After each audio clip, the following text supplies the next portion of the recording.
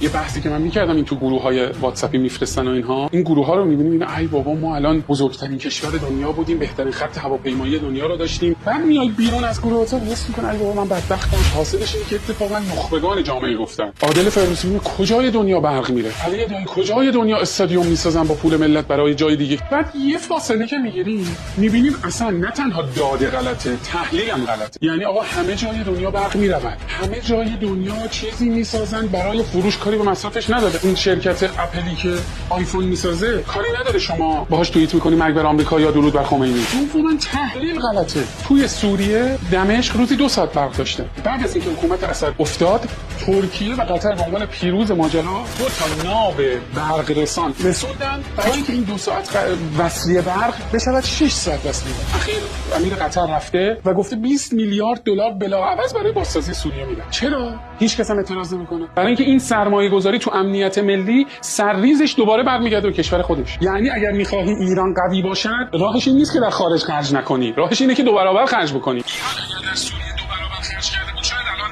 اوضاع سوریه به نفع ایران بود. کاسته شدن از قدرت منطقه ایران رو ضعیف میکنه، ایرانی رو ضعیف میکنه. همون جوری که وقتی ایران میره تو لیست تروریستی، اون برانداز کانادایی هم که اونجا هستش آسیب میبینه. خانمی توی توییتر نوشته بود 20 نفر آدم از این شرکت معتبر رفتیم، 19 نفر رو راه دادن، یه نفر گفتن چون ایرانی هستی. از این مخالفا و فعالان زن زندگی آزادی و جدی این حرفا بودش، من راه ندادم، خودم کردم اون موقعی که رفتم تجمع کردم. این جهل علم نمایانه باید شکسته شه. چه جوری؟ واسه شما این اونور حرف بزنید، خجالت نکشید. منو میشناسن، تو تاکسی میشینم همراهی نمیکنم، توضیح میدم. تا میتونیم جلوی این جهل علم نمایانه باید بایستیم.